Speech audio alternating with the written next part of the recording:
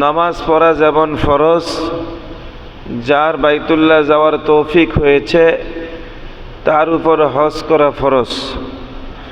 নামাজ না পড়লে যেমন জান্নাতে যাওয়া আশা করা যায় না, বাইতুল্লাহ যাওয়া যার উপর তৌফিক হয়েছে, হজ যার উপর ফরজ হয়েছে, সে বাইতুল্লাহ না গিয়ে হজ না করলে সেও জান্নাতে যাওয়া আশা করতে পারবে না। কথা বুঝতে পারছেন? পাঁচটি ভিত্তি হচ্ছে ইসলাম। এক নম্বর হচ্ছে কালিমা, নামাজ, রোজা, হজ, জাকাত। 4 নম্বর যে ভিত্তিটা বুনিয়াদটা সেটা হচ্ছে হজ। 5 নম্বর হলো জাকাত। ইসলাম 5টি পিলার স্তম্ভের উপরেই দাঁড়িয়ে আছে। 3টি প্রত্যেকটা নরনারীর উপর ফরজ। কয়টা প্রত্যেকের উপর ফরজ? বলেন কয়টি? 3টি প্রত্যেকের উপর ফরজ। ধনী গরিব, নর নারী, বালেক পুরুষ নারী সবার উপর ফরজ 3টি। একটা হলো কালিমা গ্রহণ করে ইসলাম ধর্ম গ্রহণ করা, কালিমা। 2 নম্বর ইসলাম ধর্ম গ্রহণ করে আমি মুসলিম হয়েছি, এখন আমার উপর ফরজ হচ্ছে নামাজ পড়া। আর বছরে 1 মাস রমজান মাস প্রত্যেকটা নরনারী মুসলিম মুসলিমাত এর উপর রোজা রাখা কি? বলেন কি? ফরজ। আর 4 নম্বর হচ্ছে হজ, যার উপর বাইতুল্লাহ যাওয়া তৌফিক হয়েছে। ধরেন বাইতুল্লাহ শরীফ যাইতে এখন কমসে কম 6 লাখ টাকা লাগে। যার উপর 6 লাখ টাকা আছে সে 40 দিন 50 দিনের জন্য গেলে তার স্ত্রী বিবি বাল বাচ্চা না খেয়ে মরবে না, তারা বাঁচতে পারবে, চলতে পারবে, ছেলে সন্তান বাঁচতে পারবে, চলতে পারবে। ওই ব্যক্তির উপর হজ ফরজ হয়েছে। কথা সোজা, কথা বুঝছেন আপনারা? আপনি 6 লক্ষ টাকা দিয়ে যদি বাইতুল্লাহ শরীফে 40 দিন 50 দিনের জন্য যান, আপনার স্ত্রী সন্তান যারা আছে তাদের কাছে এতটুকু অর্থ আছে, এতটুকু সম্পদ আছে যে তারা দিনে অনাহারে কষ্ট পাবে না। আপনার উপর হজ ফরজ হয়ে গেছে। আবার দেখা গেছে টাকা 6 লাখ টাকা জমা আছে, স্ত্রী সন্তানরাও দেশে স্বাচ্ছন্দ্যে চলতে পারতো, এই বছর আমি যাই নাই, পরের বছর আমার কাছে আর এই টাকা নাই, ভাঙ্গা হয়ে গেছে। কিন্তু ওই যে হজ ফরজ হয়েছে এই ফরজ আর কাটে নাই, এটা মরণ পর্যন্ত আপনার উপর থাকবে, মরণ পর্যন্ত থাকবে। মরার পরেও রাসূল পাক সাল্লাল্লাহু আলাইহি ওয়াসাল্লাম বলছেন, মান মাতা ইয়াহুজ ওয়া লাম ইয়াহুজ ফাআলাই, যার উপর হজ ফরজ হয়েছে হজ করে নাই, সে ইহুদি হয়ে মারা যাক অথবা খ্রিস্টান হয়ে মারা যাক, আমার কিছু আসে যায় না। রাসূল কত বড় ধমকি দিছে, ধমক দিছে। অর্থাৎ তার জন্য রাসূল সুপারিশকারী হিসাবে তার প্রতি দাঁড়াবে না, তার পক্ষে আল্লাহর সামনে দাঁড়াবে না। তাহলে অনেকে আছে আমরা ব্যাংকে ডিপোজিট করি, 3 বছর 4 বছরে 8 লাখ 10 লাখ টাকা জমা করি, ওখান থেকে পার্সেন্টেজ খাই, আবার টাকাটা একসাথে উঠে ব্যাংকে লাগাই দিই, আবার দেখা গেছে ব্যবসা লাগিয়ে দিই। এই যে টাকাটি জমা করতেছেন, এই জমাটা বর্তমানে 6 লাখ টাকা হয়ে গেলে যে বছর হবে ওই বছর আপনার হজটা ফরজ হয়ে যাবে। শর্ত হলো আপনার স্ত্রী সন্তান যারা আছে তারা যদি কষ্ট না পায়। তো এখানে তো স্পষ্ট যে আপনার 6 লাখ টাকা ব্যাংকে ডিপোজিটে পড়ে রয়েছে, এখন তারা চলতেছে না, কথা কন, কোনো কষ্টে আছে? তো এই টাকাটা দিয়ে আপনি হজে গেলেও তারা এমনিই চলবে, কাজে হজ ফরজ হয়ে গেছে। এটা মনে রাখতে হবে।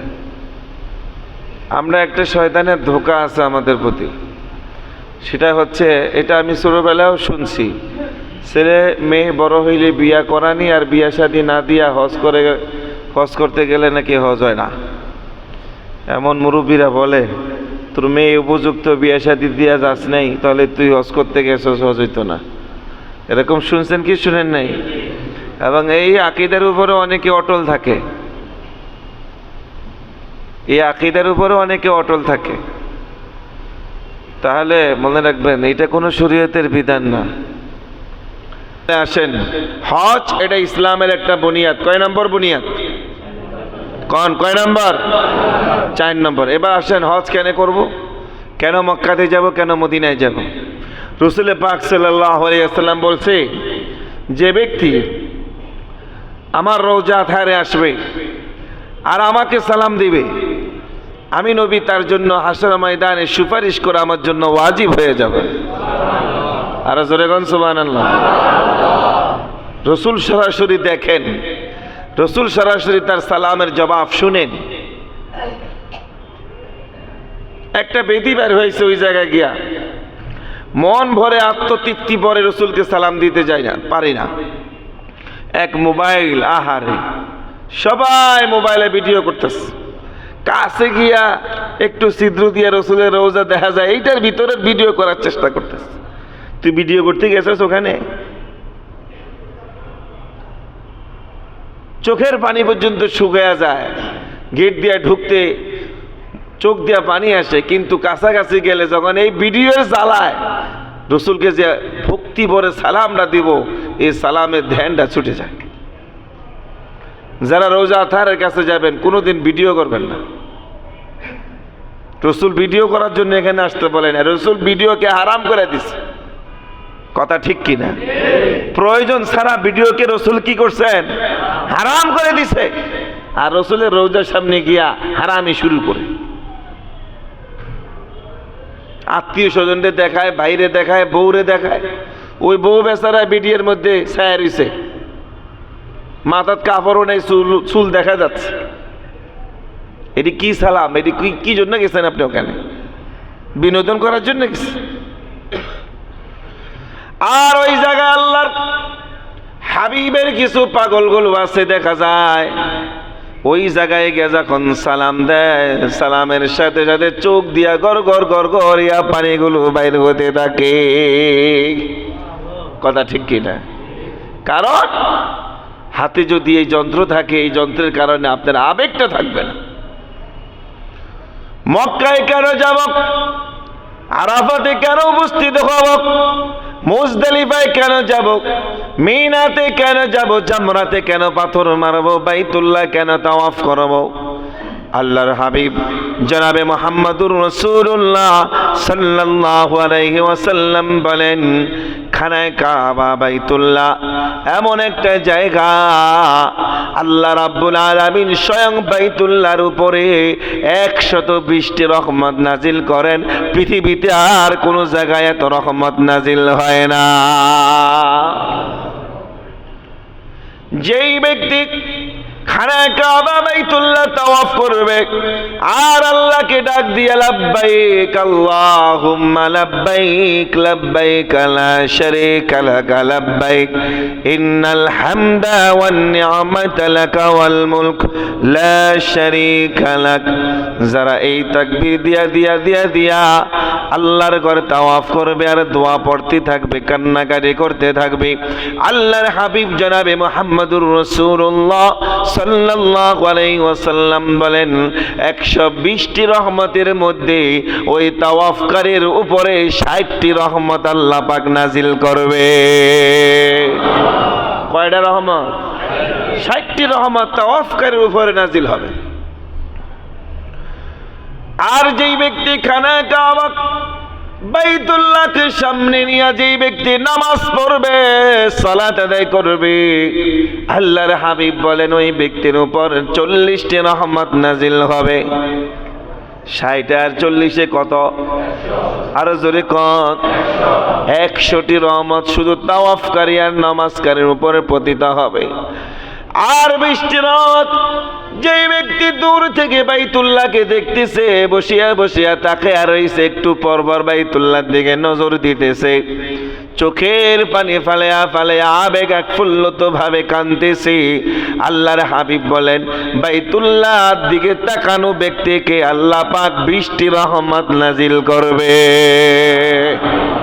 120টি রহমত শুধু বাইতুল্লাহর উপর নাজিল হবে। বাইতুল্লাহর যারা মেহমান হবে, ওই 120টি রহমত আল্লাহ পাক বাইতুল্লাহর মেহমানকে ভাগ করে দিয়া দিবে। আর যে ব্যক্তি তাওয়াফ করলো, নামাজ পড়লো, বাইতুল্লাহ দেখলো, 120টি রহমত সে অংশীদার করে এককভাবে মালিক হয়ে গেল। কথা বুঝতে পারতেছেন? আর তাওয়াফ করলে তো নামাজ পড়তেই হয়, নামাজ পড়ার পরে তো বাইতুল্লাহর দিকে তাকাইতেই হয়। দেখছেন 120টি রহমত। আপনি যতবার তাওয়াফ করবেন, যতবার বাইতুল্লাহ দেখবেন, নামাজ পড়বেন, ততবার 120টি। পৃথিবীর কোথাও এই খাস রহমত আল্লাহ বাইতুল্লাহ ছাড়া নাজিল করেন না। কথা বুঝতে পারছেন মেয়েরা আমার? এই জন্য ওখানে যাওয়ার দরকার আছে না নাই? 2 নম্বর হলো বাইতুল্লাহ প্রত্যেকটা কোনা কোনা জায়গা বাইতুল্লাহ আল্লাহ পাকের ঘরের গিলাফটা পর্যন্ত তাওয়াফকারীর জন্য সুপারিশ করবে। কারণ এইটা এমন একটা জায়গা, আদম আলাইহিসসালাম থেকে নিয়া 1.25 লক্ষ নবীরা এই জায়গায় আসছেন আর তাওয়াফ করছেন, হজরে আসওয়াদে চুমু দিছেন। আপনি যদি তাওয়াফ করেন, হজরে আসওয়াদে চুমু দেওয়ার চেষ্টা করেন, দূর থেকে দেন আর কাছ থেকে দেন, বাইতুল্লাহর গিলাফ ধরেন, বাইতুল্লাহর দেয়াল ধরেন, 1.25 লক্ষ নবীর আমলগুলো আপনার সাথে মিলিত হয়ে যাবে। আর বাইতুল্লাহ তাওয়াফ করবে, বাইতুল্লাহ সুপারিশ করবে। নবীদের জন্য যেমন সুপারিশকারী হবে, তাওয়াফকারীর জন্য তেমন সুপারিশকারী হবে। আল্লাহু আকবার। 1.25 লক্ষ নবীরা এখানে আসছে। এমন কোন পয়গম্বর ছিলেন না যে বাইতুল্লাহ শরীফে আসেন নাই। কথা বুঝতে পারছেন? পৃথিবীর যেখানে নবীদেরকে পাঠাইছে, ওখান থেকে সফর করে পায়ে হেঁটে হেঁটে এই জায়গায় এসে তারা হজ করে, যাকাত হজ করে, তাওয়াফ করে গেছে। কেউ বড় হজ করছেন, কেউ উমরা করছেন। 2 জন পয়গম্বর খালি বাইতুল্লাহ শরীফ পান নাই।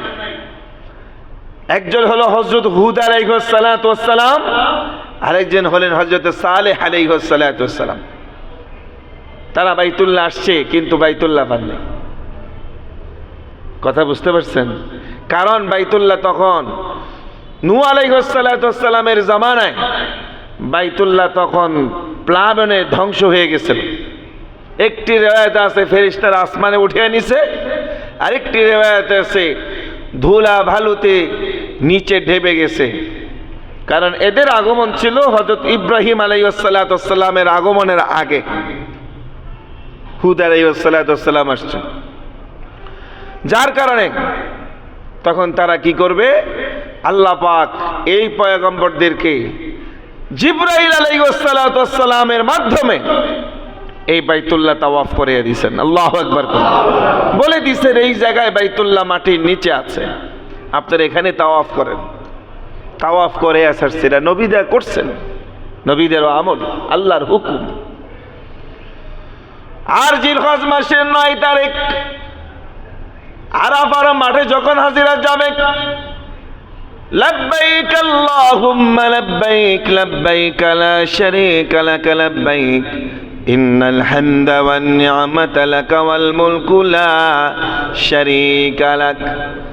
যখন আরাফার মাঠে গিয়ে ডাক দিবে আল্লাহকে, আল্লাহ আমি হাজির, বান্দা হাজির, আপনি বেনিয়াজ, আপনি লা শারীকা, আপনার সমকক্ষ পৃথিবীর আর কেউ হতে পারে? আল্লাহর সমান কেউ আছে নাকি?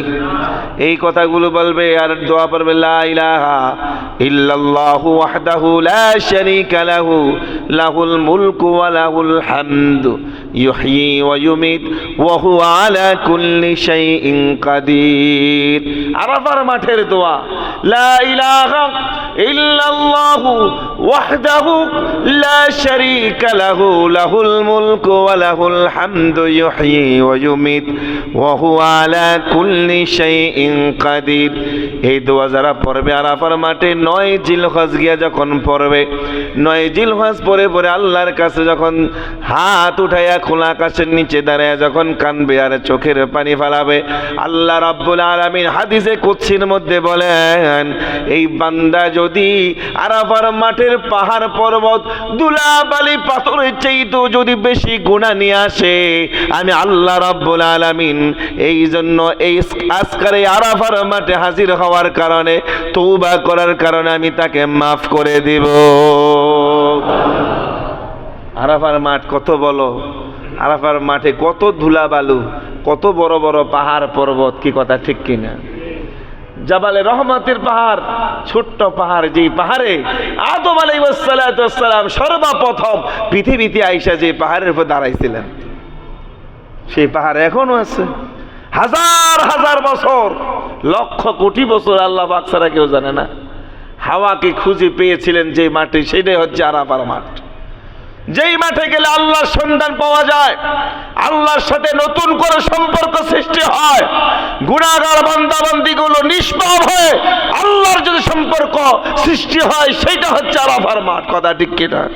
তো সেখানে যদি 6 লাখ কেন 10 লাখ টাকা দেওয়া গেল কোনো অসুবিধা আছে? বেড়া আমার এই জায়গায় কিপটাবি করে।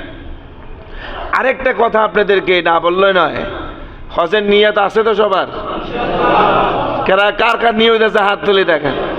আল্লাহ সবাইকে বারবার বাইতুল্লাহর জন্য কবুল করেন, আল্লাহ সবাইকে আরাফার মাঠের জন্য কবুল করেন, আল্লাহ এদেরকে আপনার রসুলের হাবিবের রওজা থারের জন্য কবুল করেন, আল্লাহ কবুল করবে, আমিন বলেন। শুনেন, যেই বছরে নিয়ত করবেন একটা নিয়ত থেকে বিরত থাকবেন। সেটা হলো, অনেকে আগেই যে এজেন্সিরা আছে এজেন্সির লগে চুক্তি করে আপনি কি খাওয়াইবেন কোন, কয় লাখ টাকা কম নিবেন কোন, কোন জায়গায় রাখবেন কোন, কি কথা ঠিক কিনা? লক্ষ কোটি কোটি টাকার মালিক আছে কিন্তু বাইতুল্লাহ যাইতে পারে নাই। ওই মন মানসিকতা আল্লাহ দেয় নাই। আপনি গরিব মানুষ, দিন মজুর, কোন রকম খান মান, কিছু টাকা জোগাইছেন, বাইতুল্লাহ চলে যাবেন, হজ করার নিয়ত করছেন, মিয়া বুঝতে হবে আল্লাহ আপনারে কবুল করছে, আল্লাহ আপনারে ডাক মারছে। কি কথা ঠিক নেই?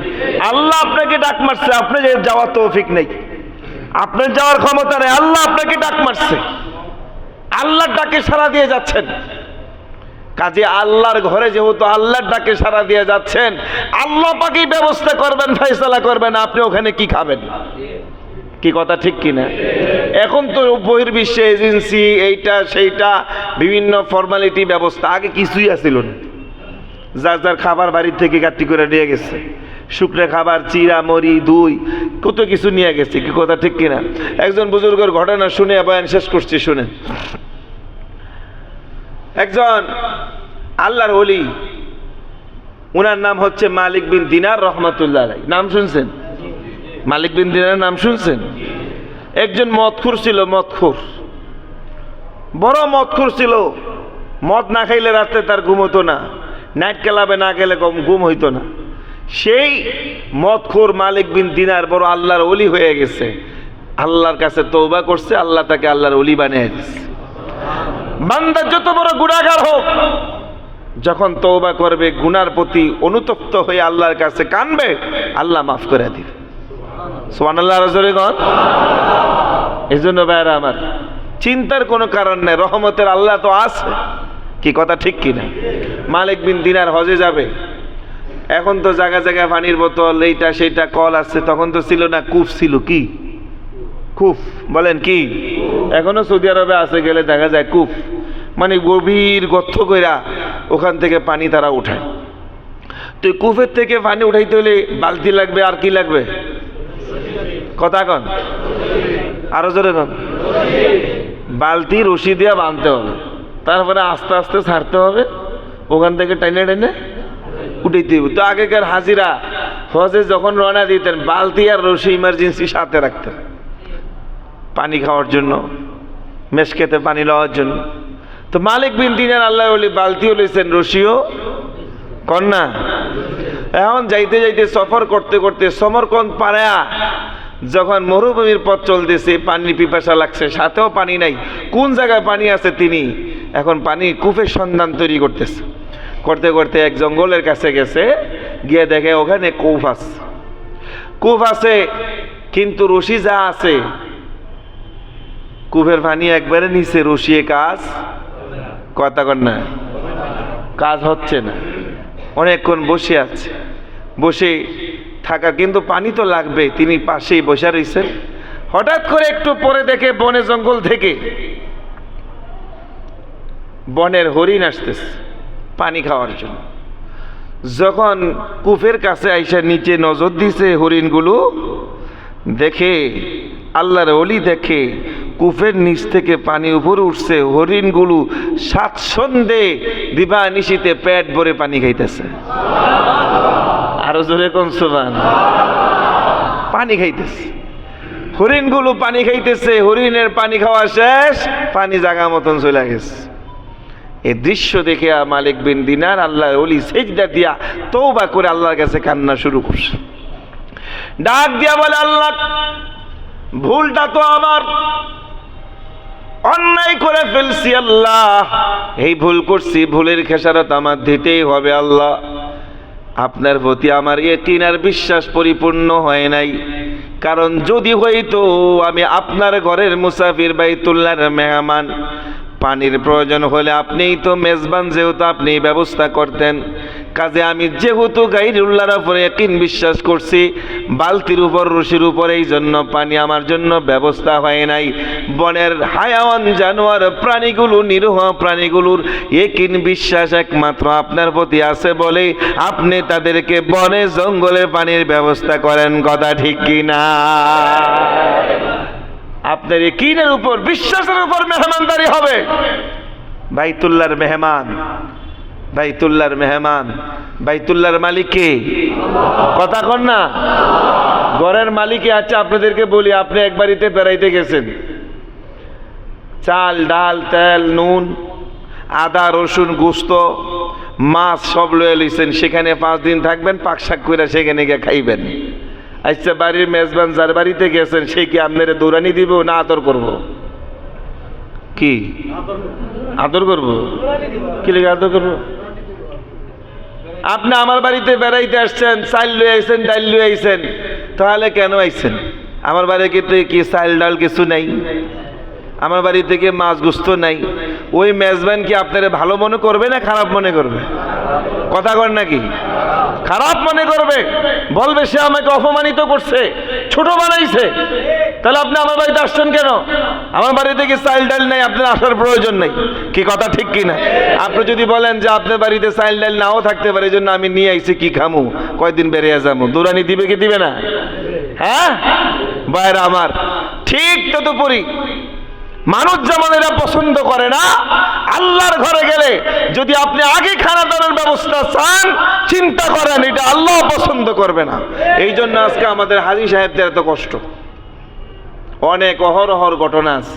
বলে হ্যাঁ, বলে হুজুর তাহলে একবারে এমনি যামগা না, আপনার সাথে যেই কমিটমেন্ট, আপনার সাথে যেই টাকাটা নিচ্ছে, আপনার খাবার দাবার এভরিথিং সব এটার মধ্যে কন্ট্যাক্ট করতেছে। কথা ঠিক কি না? এইটা কন্ট্যাক্ট করার পরে আপনার ইয়াকিন আর বিশ্বাস একমাত্র আল্লাহর উপর ছেড়ে দিবেন। বলে আল্লাহ যাওয়ার জন্য ফর্মালিটি এইটা আমি সম্পূর্ণ করছি, আমি আমার কাজ করছি, আপনি আপনার কাজ করবেন। আপনি আমাকে কিভাবে খাওয়াবেন, কিভাবে হজ করাবেন, কিভাবে নিবেন, এটা আপনি ছাড়া আর কেউ জানে না। কথা ঠিক কি না? ইয়াকিন আর বিশ্বাস আল্লাহর উপর ছেড়ে দিবেন, আল্লাহর উপর ছাড়বেন। মুআল্লিম যদি সেখানে গিয়ে খাবার নাও দেয়, রাস্তায় গিয়ে বাইতুল্লাহ শরীফের গিলাপ ধরা রাস্তায় নামবেন, বাইতুল্লাহ শরীফ গিয়ে তাওয়াফ করবেন, বাইতুল্লাহ শরীফ থেকে তাওয়াফ করে নামবেন, দেখবেন অসংখ্য মানুষ খিজুর লিয়ে খাড়িয়া রইছে, বিভিন্ন খাবার লিয়ে খাড়িয়া রইছে। কথা ঠিক কিনা? একদিন আমার এত ক্ষুধা লাগছে, কি করি, হোটেলে গিয়ে তো এখন খানা পাবো না, বাইতুল্লাহ শরীফ তাওয়াফ করে নামতেছি, প্রতিমধ্যেই মেসপালার সামনে রোডে আসছে দিয়ে বিরিয়ানির বিশাল বড় ফুটকা লিয়ে খাড়িয়া রইছে। কথা বুঝছেন? আল্লাহ পাকের দরবারে এখানে গেলে অনেক কিছু দেখা যায়। যারা গেছেন দেখছেন, আশা করি আলহামদুলিল্লাহ ওখানে কোনো কষ্ট হয় না। আল্লাহ পাক সবাইকে ভালোভাবে পরিচালনা করেন। ইনশাল্লাহ বাইতুল্লাহ যাওয়ার নিয়ত আছে তো? ইনশাআল্লাহ এবার আমারও নিয়ত আছে। আমি কবে যাব? 15 তারিখ সকাল 8টা বাজে ফ্লাইট, আর সামনে জুমাটা পড়াবো, তারপরে যারা আছেন তারা পড়াবেন। আমি বাইতুল্লাহ ইনশাল্লাহ আল্লাহ পাক এই বছরের জন্য কবুল করছি। আমার সাথে অনেক ব্যবসায়ীরা আছেন, অনেক হাজিরা আছেন। দোয়া চাই আল্লাহ পাক যাতে সবাইকে কবুল করেন। আরো জোরে বলেন আমিন। কই তো আপনারা কিপটামি করেন মিয়া? হ্যাঁ, আল্লাহর কাছে চাইতে, আমিন বলতে, আলহামদুলিল্লাহ বলতে কিপটামি করবেন না। দেখে আরো জোরে কন আল্লাহ পাক কবুল করুক। আমার তো গাড়িও নাই, বাড়িও নাই, একটা ফ্ল্যাটও নাই, একটা ঢাকাশ্বর কিছুই নাই, আমি ভাড়া থাকি, ভাড়াটিয়া। কিন্তু আল্লাহ পাক তো আমার নিতাছে। কি কথা ঠিক মিস্টার ভাইকে আমার বলে অনেক কিছু আছে, শুনছেন? হ্যাঁ, অনেক কিছু আছে, ঠিক আছে। মসজিদ আছে, মাদ্রাসা আছে, মুসল্লিরা আছে, কথা ঠিক নেই? আর কে আছে? জোরে কোন? সবার জন্য আছে কে? আল্লাহ পাক সবাইকে কবুল করুন। ওয়া আখির দাওয়ানা আলহামদুলিল্লাহি রাব্বিল আলামিন।